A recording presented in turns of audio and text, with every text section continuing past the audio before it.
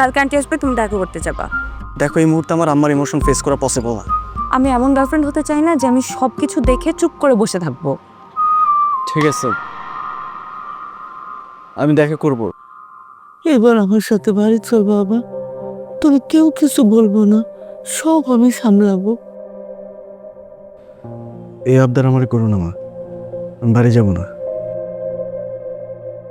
তুমি শুধু তোমার জেদ, তোমার চাওয়া পাওয়াটা দেখবা, তুমি আমাদের কিছু দেখবা না, তুমি আর কারো চাওয়া পাওয়া কিছু দেখবা না। আমি তো বললাম এটা নিয়ে আমি কথা বলতে চাই না। বিয়ে শাদী একটা সিরিয়াস ম্যাটার।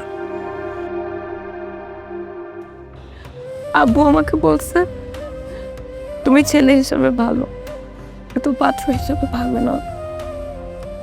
আব্বু আমাকে তোমার সাথে সম্পর্কটা ভেঙে ফেলতে বলছে। ইনকামটা করতে হবে।